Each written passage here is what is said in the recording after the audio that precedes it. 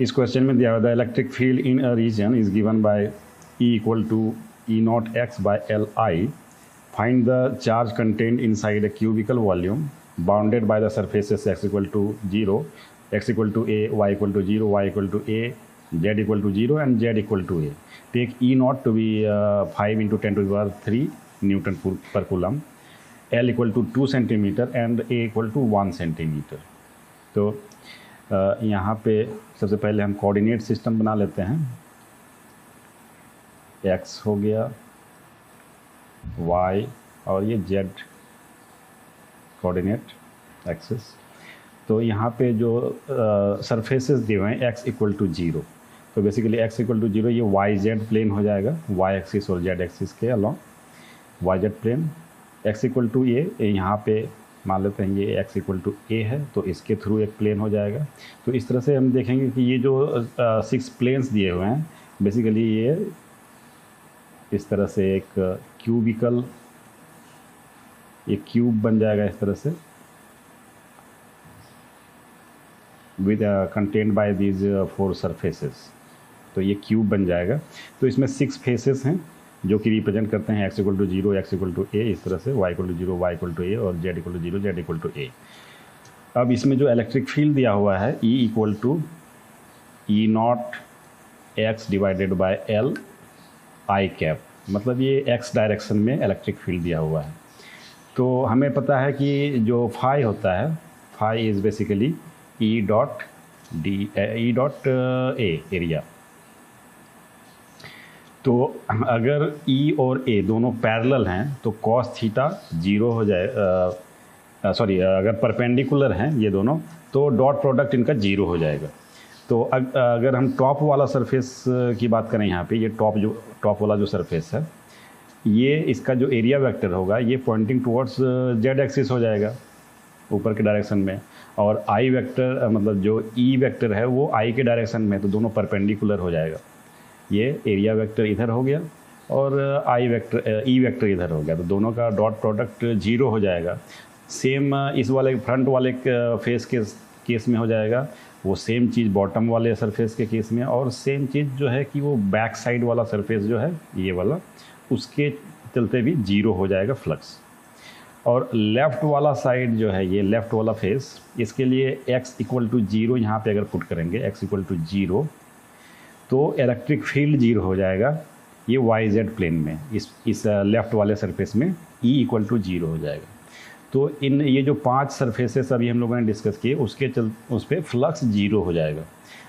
तो फ्लक्स सिर्फ ये वाला जो सरफेस बचता है राइट साइड वाला सरफेस, इसके थ्रू जो भी फ्लक्स होगा वो हम फाइंड करेंगे. तो जो फ्लक्स हो जाएगा, फ्लक्स टोटल ये हो जाएगा E बेसिकली क्या है, E नॉट, x क्या है यहाँ पे a हो जाएगा, इस वाले सरफेस के लिए x का वैल्यू a हो जाएगा डिवाइडेड बाय L, और I इसका dot product with area of this face, इसका एरिया हो जाएगा a स्क्वायर, और जो यूनिट वेक्टर है that is along x axis that is I. तो ये जो टोटल फ्लक्स हो जाएगा ये हो जाएगा E naught a cube divided by L. ये हो गया टोटल फ्लक्स. और हमें पता है कि जो टोटल फ्लक्स होगा वो बेसिकली क्या होगा, Q enclosed divide within this surface divided by epsilon naught. तो देयरफॉर हम लोग यहाँ से Q enclosed का वैल्यू फाइंड कर सकते हैं, charge enclosed by this cube. तो ये हो जाएगा epsilon naught into E naught a cube divided by L. तो एप्सिलॉन नॉट का वैल्यू रख देंगे 8.85 इंटू 10 टू द पावर -12.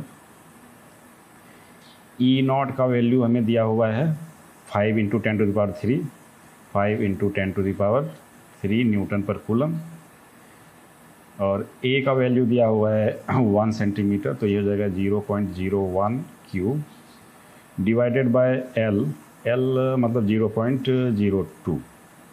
तो आफ्टर कैलकुलेशन ये जो वैल्यू आ जाएगा ये हो जाएगा 2.2 इंटू 10⁻⁻12 कूलम। इतना चार्ज होगा विद इन द क्यूब। इस क्वेश्चन में दिया हुआ है, a charge Q is placed at a distance a/2 above the center of a horizontal square surface of edge A, as shown in figure.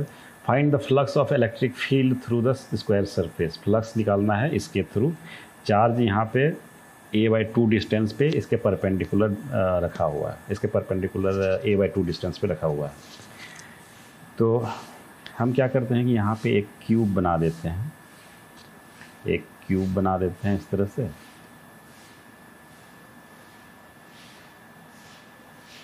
इस तरह से एक क्यूब बना दिया, और चूँकि ये जो डिस्टेंस है a/2 डिस्टेंस है from the centre of this face, तो ऊपर से भी a/2 डिस्टेंस होगा, क्योंकि ये हाइट a है तो ये ऊपर वाले सरफेस से भी सेम डिस्टेंस पे होगा, परपेंडिकुलर डिस्टेंस a/2 पे। इधर से भी a/2 होगा, इधर से भी a/2, और नीचे से तो a/2 है, और उधर ये जो फ्रंट फेस है इससे भी a/2 हो जाएगा, और जो बैक वाला सरफेस है उससे भी a/2 डिस्टेंस पे हो जाएगा। तो बेसिकली ये सिमेट्रिकली प्लेस्ड है फ्रॉम ऑल दीज 6 सरफेसेस। यहाँ पे 6 सरफेसेस होता है क्यूब का, तो ऑल द सरफेसेस से सिमेट्रिकली प्लेस्ड है ये चार्ज, और ये चार्ज का वैल्यू है Q। तो अगर ये चार्ज सिमेट्रिकली प्लेस्ड है तो जो भी इलेक्ट्रिक लाइंस ऑफ फोर्स यहाँ से निकलेंगी, तो इसके थ्रू नीचे वाले सरफेस के थ्रू जितना पास होंगी, वो राइट वाले सरफेस के थ्रू भी उतना ही फ्लक्स पास होगा, और ऊपर वाला टॉप वाला जो सरफेस है उसके थ्रू भी सेम होगा। तो बेसिकली ऑल द 6 सरफेसेस से same amount of electric line pass होंगी, और इसलिए जो फ्लक्स होगा, इलेक्ट्रिक फ्लक्स, वो सेम होगा थ्रू ऑल द सरफेसेस। तो सबसे पहले हम बोल सकते हैं कि बाय गॉस लॉ जो फाई टोटल फ्लक्स जो होगा वो क्या हो जाएगा, charge enclosed, Q enclosed by the surface, ये क्लोज सरफेस है क्यूब का, तो by the surfaces divided by epsilon naught. तो ये फाई टोटल जो है, टोटल मतलब through out all the surfaces, ठीक है। तो और जैसा हमने डिस्कस किया कि हर एक से सेम होगा, तो 6 सरफेसेस है तो 6 into 5 through each face, 5 through each face, उसको 6 से मल्टीप्लाई कर देंगे तो टोटल हो जाएगा, क्योंकि सब में सेम है। तो और क्यू एनक्लोज्ड यहाँ पे जो है वो क्या है, कैपिटल Q है जो दिया हुआ है, डिवाइडेड बाय एप्सिलॉन नॉट। तो देयरफॉर 5 थ्रू फेस, 1 फेस क्या हो जाएगा, Q divided bye 6 epsilon not हो जाएगा। और बेसिकली ये जो नीचे वाला स्क्वायर है ये क्या है, one of the faces of the cube है, तो ये सेम हो जाएगा answer, flux through this surface due to this charge, ये आंसर हो जाएगा। A charge Q is placed at the center of an uncharged hollow metallic sphere of radius A. Find the surface charge density on the inner surface and on the outer surface.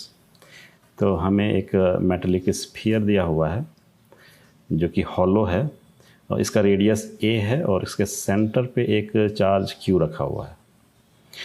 तो अगर metal के inside with in the volume of this metal अगर हम एक Gaussian surface लें, तो हमें पता है कि इलेक्ट्रिक फील्ड जो है मेटल के अंदर 0 होता है, तो जो फ्लक्स होगा, outgoing flux through this Gaussian surface will be 0, और उसके लिए एनक्लोज्ड चार्ज को 0 होना पड़ेगा।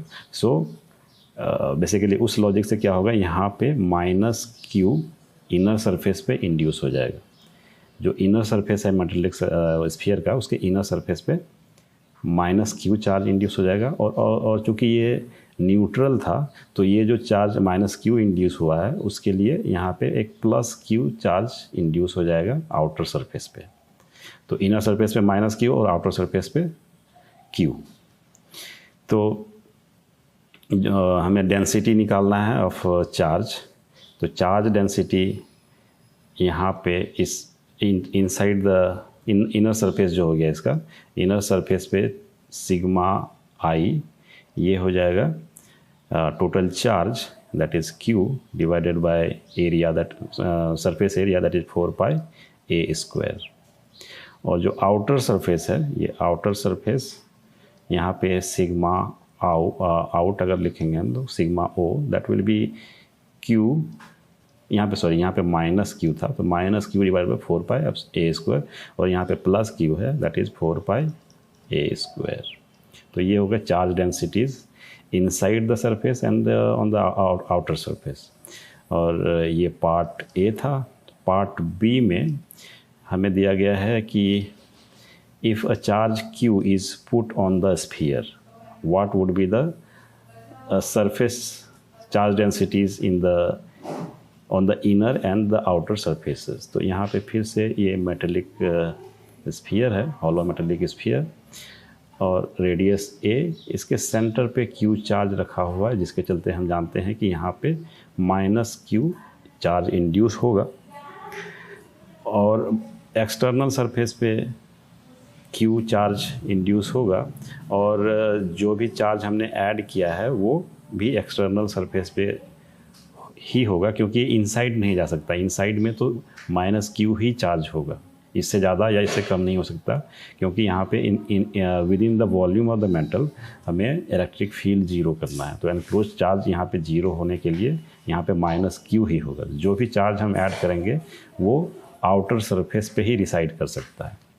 तो चार्ज डेंसिटीज़ जो हो जाएंगी इनर सरफेस पे जो चार्ज डेंसिटी हो जाएगी सिग्मा आई डैश बोल देते हैं इसको केस बी में, तो ये हो जाएगा minus Q divided by 4 pi a square, और सिग्मा आउटर जो होगा सिग्मा आउटर डैश, इस केस में हो जाएगा Q plus Q divided by 4 pi a square. तो ये बस जो आउटर सरफेस का चार्ज डेंसिटी है सिर्फ वही चेंज होगा, ये सिग्मा आउटर डैश. तो सिर्फ आउटर सरफेस का जो चार्ज डेंसिटी है वही चेंज होगा, इनर सरफेस का चार्ज डेंसिटी चेंज नहीं होगा. अब पार्ट सी में बोल रहा है find the electric field inside the sphere at a distance x from the centre in the situations a and b. तो with in the sphere, inside the sphere हमें electric field पता करना है at a general point eight distance x. तो अगर इस case में, first case में, अगर हम एक गॉसियन सरफेस लेते हैं ऑफ रेडियस, गॉसियन सरफेस किस तरह का है, मेरा एक स्फेरिकल गॉसियन सरफेस है और इसका रेडियस x है. तो इसके अंदर जो चार्ज है, enclosed charge within this spherical Gaussian surface is q, और कोई चार्ज नहीं है, only this charge is there. So electric field E multiplied by 4 pi x square, ये हो गया flux through this Gaussian surface, and this should be equal to enclosed charge divided by epsilon naught. Therefore E जो हो जाएगा E equal to q divided by 4 pi epsilon naught x square.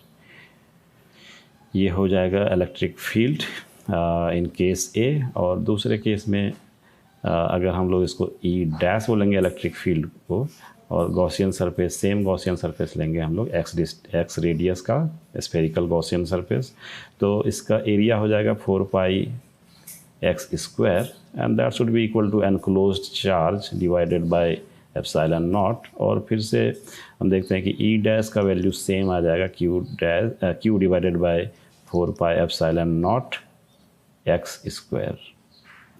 तो ये था solution of this problem.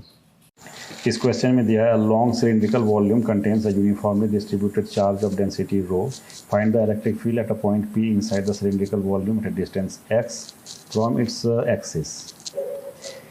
तो यहाँ पे basically cylindrical symmetry है चार्ज डिस्ट्रीब्यूशन का, and that is around this axis, इस एक्सिस के अराउंड. तो अगर हम एक प्लेन लेते हैं perpendicular to the axis and passing through any point, say this point के पासिंग थ्रू दिस पॉइंट लेते हैं, तो जो इलेक्ट्रिक लाइंस ऑफ फोर्स होंगी बेसिकली इस लाइन से, इस प्लेन में सारी होंगी, सारी लाइंस इसी प्लेन में होंगी, emanating radiating from this point. तो इस तरह से रेडिएट करेंगी रेडियली आउटवर्ड डायरेक्शन में। उसी तरह कोई भी प्लेन अगर लेंगे तो उस प्लेन पे सारी लाइंस रेडियली आउटवर्ड डायरेक्शन में रेडिएट करेंगी। तो इस तरह से सारी इलेक्ट्रिक फील्ड लाइंस होंगी। तो अब यहाँ पे इलेक्ट्रिक फील्ड मान लेते हैं E है, तो इसे फाइंड करने के लिए क्या करेंगे, एक गॉसियन सरफेस इस तरह से लेते हैं passing through this point. This is a cylindrical Gaussian surface. तो सिलिंड्रिकल गॉसियन सरफेस कुछ इस तरह से लिया, तो इसका जो बॉटम का एरिया हो जाएगा, base area, that is pi x square. Radius r हो जाएगा सिलेंडर का, तो पाई एक्स स्क्वायर। और मान लेते हैं इसका लेंथ जो है वो l है। तो जो लाइंस ऑफ फोर्स है, जैसा कि हमने डिस्कस किया यहाँ पे कि इस प्लेन पे अपर फेस पे अगर लेंगे इस, तो उस फेस को कंटेनिंग एक जो प्लेन होगा, सारी लाइंस ऑफ फोर्स जो है उसी प्लेन पे होंगी, parallel to that plane, parallel to this plane. तो यहाँ पे कोई भी इलेक्ट्रिक फ्लक्स इस फेस से पास नहीं करेंगी। और सिमिलरली ये भी जो फेस है that will be parallel to the electric lines of force. तो इस नीचे वाले फेस पे भी कोई फ्लक्स नहीं होगा। तो जो भी फ्लक्स का कंट्रीब्यूशन होगा that will be due to this curved surface. ये जो कर्व्ड सरफेस है सिलेंडर का, उसी के थ्रू होंगे।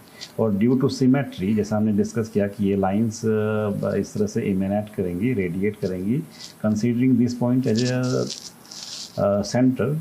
तो यहाँ पे जो सेंटर होगा वो ये पॉइंट हो जाएगा, और यहाँ से रेडियली आउटवर्ड डायरेक्शन में लाइंस इमेनेट करेंगी। तो इलेक्ट्रिक फील्ड लाइंस बेसिकली क्या होंगी, ये जो सरफेस ऑफ द सिलेंडर है, यहाँ इसके हर एक पॉइंट पे परपेंडिकुलर हो जाएगी इलेक्ट्रिक फील्ड लाइंस। तो परपेंडिकुलर अगर इलेक्ट्रिक फील्ड लाइंस होगी तो फ्लक्स जो होगा, इलेक्ट्रिक फ्लक्स बेसिकली हम जानते हैं by Gauss law, it is charge enclosed divided by epsilon naught.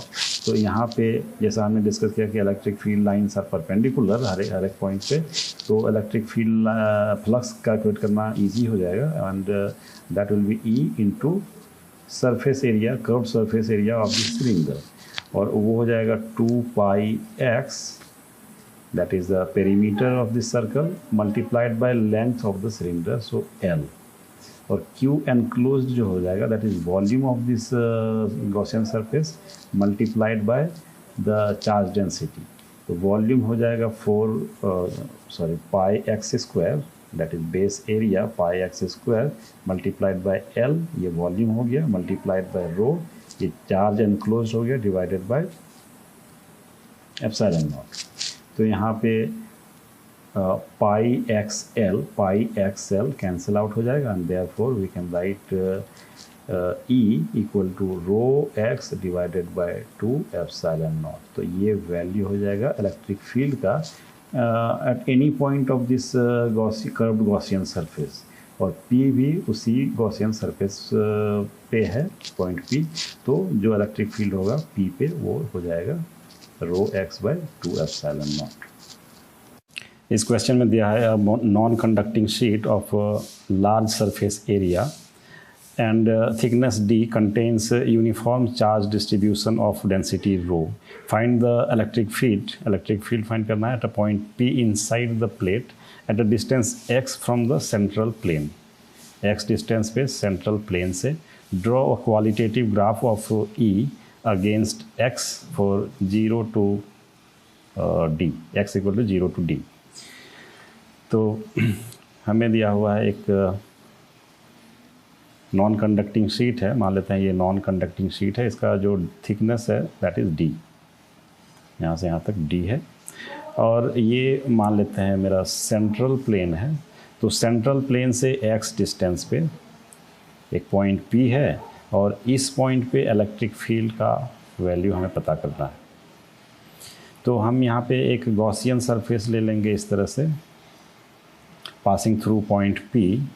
ये एक प्लेन हो जाएगा parallel to the central plane and parallel to the face of the this conducting sheet. और नीचे के साइड में यहाँ से सेंट्रल प्लेन से x डिस्टेंस पे सेम डिस्टेंस पे एक दूसरा प्लेन ले लेंगे और plane bounded by these two surfaces, ये मेरा गॉसियन सरफेस इस तरह से है, ये गॉसियन सरफेस है। मान लेते हैं कि इसका एरिया जो है वो ए है, सरफेस का, गॉसियन सरफेस का एरिया जो है ए है और नीचे का भी एरिया सेम हो जाएगा। और ये जो डिस्टेंस है, दिस डिस्टेंस इज़ 2x, यहाँ से सेंट्रल प्लेन से ऊपर x और नीचे भी x, तो 2x। तो बाय गॉस लॉ हमें पता है कि इलेक्ट्रिक फ्लक्स जो होता है that is Q enclosed divided by epsilon naught. तो यहाँ पे चूँकि इलेक्ट्रिक फील्ड लाइंस जो हैं परपेंडिकुलर होंगी गॉसियन सरफेस के हर एक फेस पे, अपर फेस और लोअर फेस पे, और इन दोनों फेस पे पैरेलल हो जाएंगी, राइट फेस और लेफ़्ट फेस पे पैरेलल हो जाएंगी। तो यहाँ पे जो वर्टिकल फेसेस हैं, 4 वर्टिकल फेसेस हैं, फ्रंट, बैक, ये राइट और ये लेफ़्ट, ये चारों से फ्लक्स जो होगा दैट विल बी 0, और जो भी फ्लक्स होगा वो अपर फेस से और लोअर फेस से होगा। तो जो टोटल एरिया ए इंटू ई, इसका मैग्नीट्यूड हम लोगों ने एज्यूम किया है, तो ई इंटू 2 टाइम्स ए, ऊपर का एरिया ए और नीचे का भी एरिया ए, तो 2a, ये हो जाएगा electric flux outgoing from this Gaussian surface, और Q एनक्लोज्ड हो जाएगा volume of this Gaussian volume multiplied by density. तो वॉल्यूम हो जाएगा area multiplied by height that is 2x into rho is the charge density divided by epsilon naught. तो यहाँ से E का वैल्यू आ जाएगा 2a कैंसिल आउट हो जाएगा, तो rho x divided by epsilon naught. तो ये आ जाएगा value of electric field at a point P at distance x from the central plane. अब यहाँ पे पूछा है draw qualitative graph of E against x for 0 to D, value of x from 0 to D। तो अगर इस तरह का हम ग्राफ खींचें, ये distance x from the central plane और ये इलेक्ट्रिक फील्ड E, तो बेसिकली यहाँ पे हम लोग देखेंगे कि रो बाय एप्सिलॉन नॉट ये कांस्टेंट है and x is the distance, तो ये E जो है प्रोपोर्शनल होगा x के। तो ये इस तरह का ग्राफ हो जाएगा, straight line and tan theta, यहाँ पे जो स्लोप हो जाएगा, स्लोप tan थीटा, तो tan theta will be equal to rho by epsilon naught. तो ये आ जाएगा इसका आंसर। इस क्वेश्चन में दिया है 2 conducting plates x and y each having large surface area A on one side are placed parallel to each other as shown in figure. The plate X is given a charge Q whereas the other is neutral. Find the surface charge density at the inner surface of the plate X. तो सबसे पहले A part solve कर लेते हैं। तो यहाँ पे this plate is given charge Q और ये वाला न्यूट्रल है। तो पार्ट A में बेसिकली हमें X के राइट साइड में, इनर साइड में चार्ज डेंसिटी फाइंड करनी है। तो मान लेते हैं कि दोनों प्लेट्स को पास लाने के बाद चार्ज डिस्ट्रीब्यूशन कुछ इस तरह होता है कि यहाँ पे Q चार्ज आ जाता है, तो इसके लेफ़्ट साइड में कितना चार्ज बच जाएगा, Q माइनस Q, और राइट साइड में जो राइट वाला प्लेट है उसके लेफ़्ट साइड में कितना चार्ज आएगा वो अभी हम लोग कैलकुलेट कर लेंगे। यहाँ पे अगर इस तरह का एक गॉसियन सरफेस लें पासिंग थ्रू द मेटल, तो हमें पता है कि मेटल के अंदर जो इलेक्ट्रिक फील्ड है वो 0 होता है। तो ये जो यहाँ पे इलेक्ट्रिक फील्ड 0 होगा, इधर भी इस सरफेस पे भी इलेक्ट्रिक फील्ड 0 होगा, और यहाँ पे दोनों प्लेट्स के बीच में इलेक्ट्रिक लाइंस जो होंगी वो पैरेलल टू द सरफेस होंगी। तो बेसिकली इस गॉसियन सरफेस के थ्रू कोई भी फ्लक्स नहीं होगा, 0 फ्लक्स होगा। तो 0 फ्लक्स होने का मतलब एनक्लोज चार्ज भी 0 होगा। तो जो भी चार्ज यहाँ पे इस प्लेट पे है वो इस प्लेट, उसका नेगेटिव चार्ज यहाँ पे होना चाहिए। तो इसका मतलब हुआ कि अगर इस प्लेट पे Q चार्ज है तो राइट वाले प्लेट पे माइनस Q चार्ज आ जाएगा, और चूँकि यहाँ पे माइनस Q चार्ज आ गया है तो राइट वाले सरफेस पे प्लस Q चार्ज आ जाएगा, बिकॉज दिस इज़ न्यूट्रल, ये न्यूट्रल है। अब एक गॉसियन सरफेस कुछ इस तरह का लेते हैं, इस तरह का गॉसियन सरफेस लेते हैं which is enclosing both the plates. तो अब हम देखेंगे कि एक चार्ज सीट ये है, एक दूसरा चार्ज सीट ये है, और दोनों में चार्ज डेंसिटी ऑपोजिट नेचर का है, मतलब एक में प्लस सिग्मा है, दूसरे में माइनस सिग्मा है। तो दोनों के चलते जो इलेक्ट्रिक फील्ड होगा इस पॉइंट पे वो दोनों कैंसिल आउट हो जाएगा, इसके चलते और इसके चलते। अब ये दोनों सरफेस बच गया, इसमें एक में प्लस क्यू चार्ज है, दूसरे में ये जो दो चार्जेस हैं क्यू और माइनस क्यू। तो ये क्यू स्मॉल क्यू और ये small minus q, minus small q, इन दोनों चार्जेस के चलते जो यहाँ पे इलेक्ट्रिक फील्ड होगा वो फिर से कैंसिल आउट हो जाएगा। तो सिर्फ कैपिटल क्यू के चलते यहाँ पे इलेक्ट्रिक फील्ड होगा। मान लेते हैं ये ई है, तो ई इक्वल टू और सर यहाँ पे भी सेम इलेक्ट्रिक फील्ड हो जाएगा, क्योंकि सिर्फ यही सीट जो है कि चार्ज कैरी कर रहा है through this with in this Gaussian surface.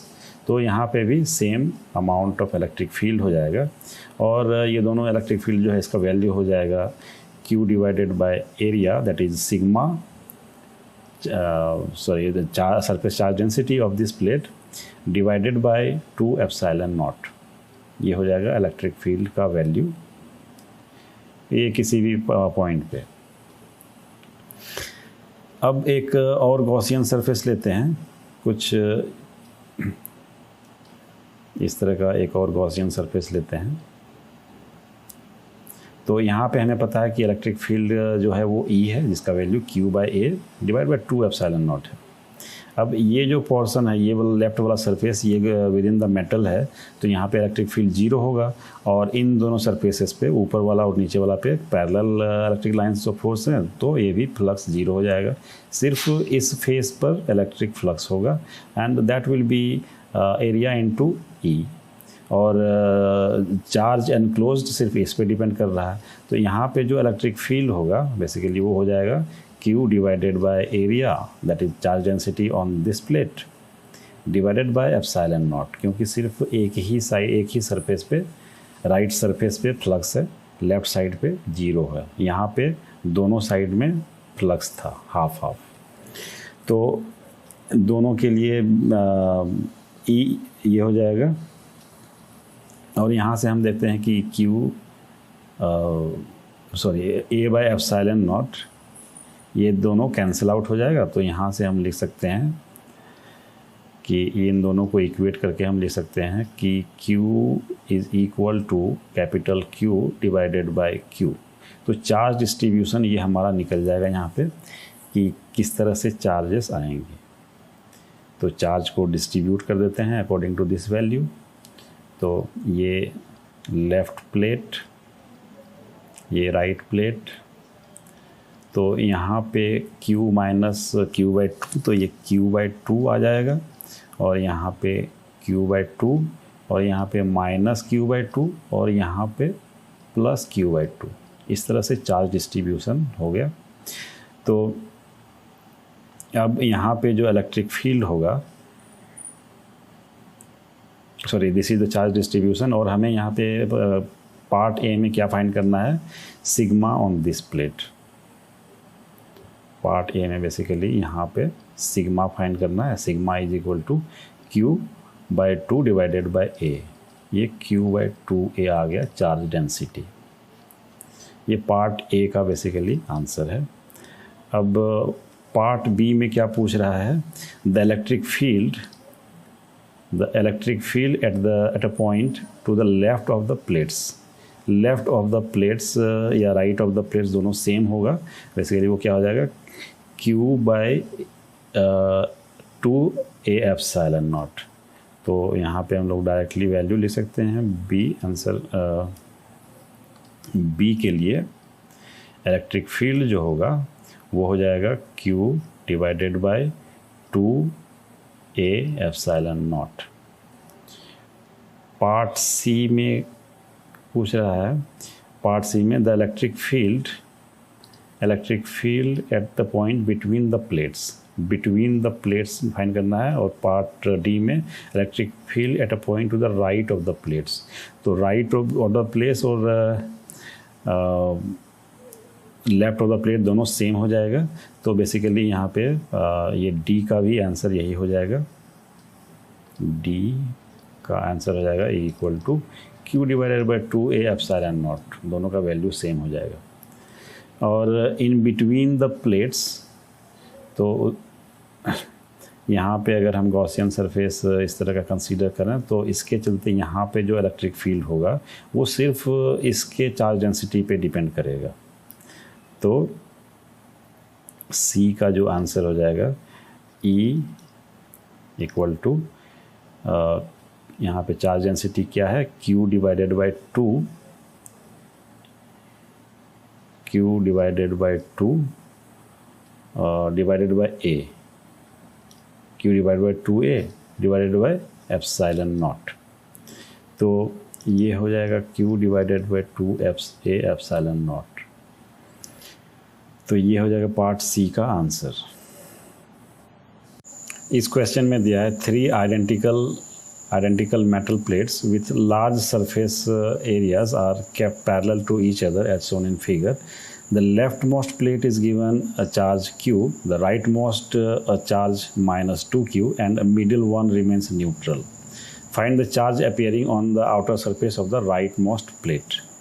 तो बेसिकली हमें rightmost plate मतलब यहाँ पे चार्ज फाइंड करना है कि कितना चार्ज यहाँ पे आएगा, किस तरह से चार्ज डिस्ट्रीब्यूट होगा। तो इस तरह का एक गॉसियन सरफेस ले लेते हैं सराउंडिंग ऑल द 3 प्लेट्स, और मान लेते हैं यहाँ पे इलेक्ट्रिक फील्ड E है। तो ये जो इलेक्ट्रिक फील्ड E होगा वो किसके चलते आएगा, जैसे यहाँ पे अगर मान लेते हैं Q चार्ज इंड्यूस हो गया, सॉरी यहाँ पे ये Q charge Q minus Q और इधर Q डिस्ट्रीब्यूट हो गया इस तरह से। तो पिछला क्वेश्चन में हम लोगों ने देखा था कि यहाँ पे भी माइनस Q चार्ज इंड्यूस हो जाएगा, और यहाँ पे माइनस Q का मतलब यहाँ दूसरे साइड में प्लस Q और फिर यहाँ पे माइनस Q इस तरह से इंड्यूस हो जाएगा। और यहाँ पे right hand side of the plate पे क्या आ जाएगा, Q माइनस 2Q चार्ज आ जाएगा, क्योंकि ये दोनों का समेशन क्या होना चाहिए, माइनस 2Q होना चाहिए, जो कि ओरिजिनल चार्ज है। तो इस तरह से चार्ज का डिस्ट्रीब्यूशन होगा। अब हमें बेसिकली स्मॉल q का वैल्यू फाइंड करनी है, और उसका वैल्यू यहाँ पे रख देंगे, तो आ जाएगा मेरा charge on the right hand side of third plate. तो ये जो यहाँ पे इलेक्ट्रिक फील्ड होगा, यहाँ पे बेसिकली क्या है, ये सीड्स हैं, चार्ज सीड्स हैं। तो इसके चलते इलेक्ट्रिक फील्ड होगा, इसके चलते इलेक्ट्रिक फील्ड, हर एक चार्ज सीट के चलते यहाँ पे इलेक्ट्रिक फील्ड होगा। अब यहाँ पे चार्ज क्या है, माइनस Q, और यहाँ पे 2 चार्जेस हैं Q और माइनस 2Q। तो इस सीट के चलते ये जो चार्ज है, इस चार्ज के चलते और इस चार्ज के चलते यहाँ पे जो इलेक्ट्रिक फील्ड होगा ऑपोजिट डायरेक्शन में होगा, सेम मैग्नीट्यूड का होगा, इसलिए कैंसिल आउट हो जाएगा। इसके चलते कैंसिल आउट हो गया, उसी तरह इसके और इसके चलते कैंसिल आउट हो जाएगा, उसी तरह इसके और इसके चलते कैंसिल आउट हो जाएगा। तो जो किसके चलते अब बचेगा इलेक्ट्रिक फील्ड, तो ये प्लस Q के चलते और यहाँ माइनस 2Q के चलते। तो एक प्लस Q और एक माइनस Q के चलते भी कैंसिल हो जाएगा। तो बचेगा किसके चलते, सिर्फ माइनस Q के चलते यहाँ पे इलेक्ट्रिक फील्ड होगा। तो इस इलेक्ट्रिक फील्ड को हम लोग लिख सकते हैं minus Q by A divided by 2 epsilon not, क्योंकि इसके चलते जो इलेक्ट्रिक फील्ड यहाँ पे होगा, सेम इलेक्ट्रिक फील्ड इस सरफेस पे भी होगा E। अब एक दूसरा गॉसियन सरफेस हम इस तरह से ले लेते हैं, इस तरह से गॉसियन सरफेस एक लिया, और इसका लेफ़्ट फेस जो है वो इनसाइड द मेटल है, तो यहाँ पे इलेक्ट्रिक फील्ड 0 हो गया, और यहाँ पे हमें इलेक्ट्रिक फील्ड पता है E के बराबर है। और इन दोनों अपर और लोअर फेसेस पे इलेक्ट्रिक फ्लक्स जो है, इलेक्ट्रिक लाइंस ऑफ फोर्स जो है वो पैरेलल टू द फेस होगा, इसलिए टोटल इलेक्ट्रिक फील्ड यहाँ पे 0 होगा, यहाँ पे 0 होगा, यहाँ पे भी 0 होगा, सिर्फ इस फेस पे कुछ टोटल इलेक्ट्रिक फ्लक्स होगा। तो जो इलेक्ट्रिक फ्लक्स है वो किस पे डिपेंड करेगा, सिर्फ ये यहाँ पे जो इस फेस पे जो चार्ज है उस पे डिपेंड करेगा। तो ये इक्वल टू हो जाएगा Q minus 2Q divided bye A divided by epsilon not, क्योंकि यहाँ पे 2 नहीं होगा, यहाँ पे सिर्फ एप्सिलॉन नॉट होगा, क्योंकि यहाँ पे इस लेफ़्ट वाले फेस पे इलेक्ट्रिक फील्ड 0 है, सिर्फ राइट वाले फेस पे इलेक्ट्रिक फील्ड है। तो अब दोनों का इलेक्ट्रिक फील्ड सेम है, तो इन दोनों को इक्वेट करके हम क्या लिख सकते हैं कि A by epsilon naught cancel हो जाएगा, और A by epsilon naught cancel हो गया, तो ये हम लिख सकते हैं minus Q/2 equal to Q minus 2Q divided by, sorry ये तो कैंसिल आउट हो गया, तो ये हम लिख सकते हैं Q माइनस 2Q। तो यहाँ से 2Q लेफ्ट हैंड साइड में आ जाएगा, तो इसको लिख देंगे 3/2, 2Q माइनस Q/2, तो ये हो जाएगा 3/2Q इक्वल टू Q। तो ये Q, स्मॉल q का वैल्यू आ गया मेरे पास। अब यहाँ पे जो चार्ज होगा, therefore charge on right plate, right face is equal to small q minus 2Q, तो स्मॉल q माइनस 2Q, और ये हो जाएगा 3/2Q माइनस Q, और ये हो जाएगा Q/2।